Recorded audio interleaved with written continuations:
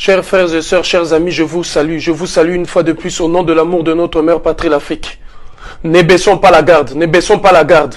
En République démocratique du Congo, au moment où je fais cette vidéo, fait séquentiel. Le gouvernement de Félix Tshisekedi annonce la prolongation de l'état d'urgence. Soudainement, l'avion de l'Union européenne atterrit à bord avec le ministre français des Affaires étrangères Yves Le Drian, le ministre belge des Affaires étrangères, les commissaires européens qui sont allés dans un pays en plein confinement. Le 3, à l'intérieur de leur avion, il y avait des ONG, des humanitaires entre guillemets, qui sont venus justement pour aider la République démocratique du Congo à faire face au Covid-19. Mais mes chers amis, parmi tous les pays les plus contaminés de l'Afrique et même de la planète, la République démocratique du Congo ne figure pas en tête des listes. Il n'y a pas assez de cas de Covid-19 en République démocratique du Congo. Pourquoi l'Union européenne a-t-elle choisi justement d'aller en République démocratique du Congo, entre guillemets, soi-disant pour faire ses dons, pour aider la République démocratique du Congo à stopper la propagation du virus? En quel droit, en quel mécanisme, au nom de quoi? L'Égypte est très touchée, le Nigeria est très touché, autant de pays sont très touchés justement par rapport à la pandémie de Covid-19. Et la République démocratique du Congo est en loin l'un des pays touchés par cette pandémie. Et pourquoi l'Union européenne a-t-elle choisi? Or, l'Union européenne envoie son commissaire, envoie le ministre belge des Affaires étrangères, envoie le ministre français des Affaires étrangères. Pourquoi? Parce que tout le monde le sait qu'en matière de colonisation, la France a été le représentant de la Belgique, parce que c'est le roi de la Belgique qui, justement, avait initié ces mécanismes de la colonisation. Raison pourquoi on voit aujourd'hui que les sièges de l'Union européenne se trouvent notamment à Bruxelles, parce que tous les pays européens sont derrière la Belgique et ont accepté à ce que Bruxelles puisse être les sièges de l'Union européenne, parce que Bruxelles a entre ses mains la République démocratique du Congo, parce que toutes les richesses de la République démocratique du Congo et tout l'argent de la République démocratique du Congo s'évapore vers la Belgique. La Belgique était, je vous rappelle, le seul pays européen qui, au lendemain de la Deuxième Guerre mondiale, n'était pas endetté, justement parce que la Belgique ponçait toutes les richesses de la République démocratique du Congo, pompait, aspirait toute la richesse de la République démocratique du Congo. Et aujourd'hui, on voit aisément l'Union européenne qui veut se faire une santé économique aller commencer les crimes en République démocratique du Congo. Lorsqu'il a fallu dépiécer l'Afrique en morceaux, il a eu justement la conférence du Congo. C'est parce que c'est comme ça que s'appelait cette conférence. La conférence du Congo, autrement appelée la conférence de Berlin, parce que ça s'est tenu à Berlin. Qui était justement l'initiateur numéro 1? C'est le roi de la Belgique.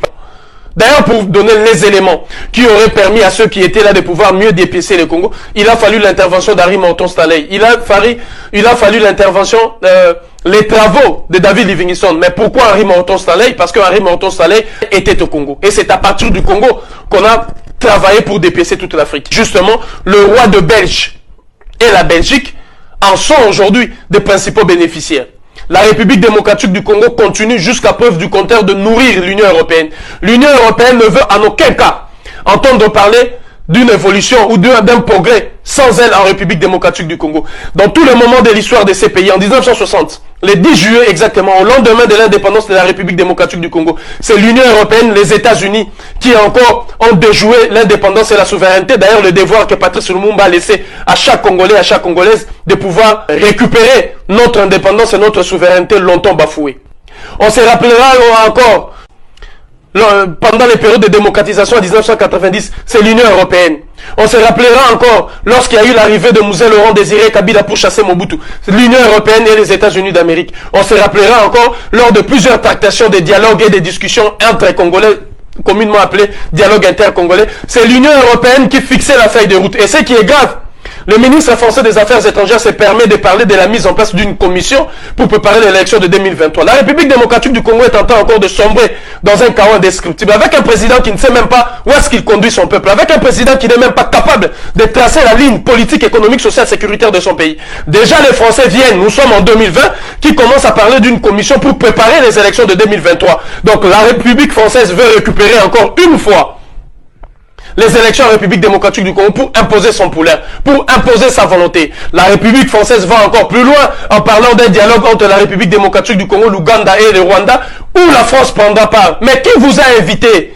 Qui est cet Africain-là qui vous a demandé de venir vous immiscer dans les affaires de la République démocratique du Congo?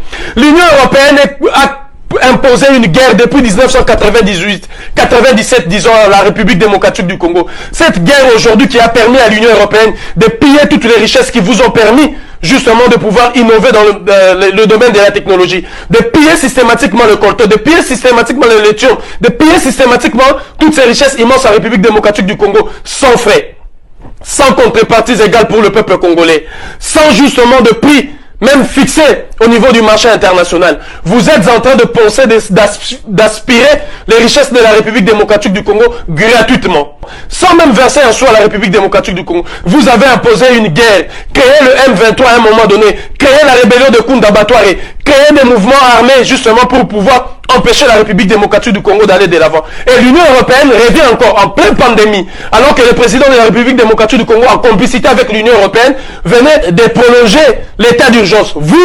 Vous permettez maintenant d'atterrir en République démocratique du Congo et d'amener les médicaments. Et d'amener je ne sais quoi. Quels sont ces médicaments-là que vous amenez en République démocratique du Congo, lesquels vous n'avez pas donné à l'Italie ou à l'Espagne? Alors j'en appelle à la jeunesse congolaise. Bana Congo Nyoso Bisika Bozali. Levez-vous, le pays est en train de partir. Le peuple sera exterminé.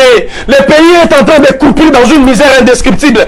À chaque fois que les projecteurs se taisent sur un sujet, c'est là où l'Afrique sombre. Maintenant que les projecteurs se sont tus sur la pandémie du Covid-19, c'est maintenant l'Afrique qui va sombrer. C'est maintenant l'Afrique qui va s'accouplir. J'en appelle à tous les jeunes.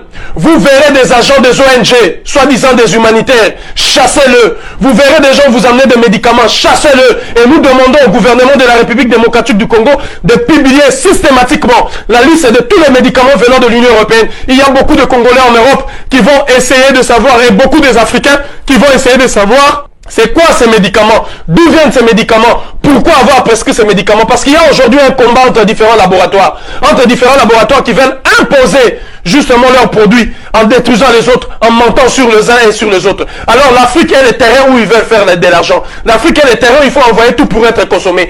Alors tous les jeunes, le mouvement Unité, Dignité, Courage, vous qui êtes en République démocratique du Congo, à Lubumbashi, tout le monde et tous les jeunes et tous les mouvements citoyens debout sur la première ligne pour empêcher l'Union européenne de commettre les crimes. Rappelez-vous la lomédinisation de l'Afrique centrale, d'où, à travers la lomédine, le peuple congolais a été exterminé. Le peuple de la République centrafricaine du Congo-Brazzaville, le peuple du Gabon ont été exterminés. Rappelez-vous avec la maladie du sommeil. Rappelez-vous avec la mouche séchée. Rappelez-vous avec les contaminations de la malaria. Rappelez-vous avec les contaminations du paludisme. Rappelez-vous avec les contaminations de la poliomyélite. Rappelez-vous avec les contaminations du sida qui ont été fabriquées justement grâce à ces politiques inhumaines, imbéciles, idiotes de l'Union européenne, de tout l'ensemble de ces pays représentés par la Belgique. L'heure est venue plus que jamais où la République démocratique du Congo doit briser définitivement ces cordons ombilicaux qui nous lient avec cette Europe esclavagiste et colonialiste qui est aujourd'hui criminelle,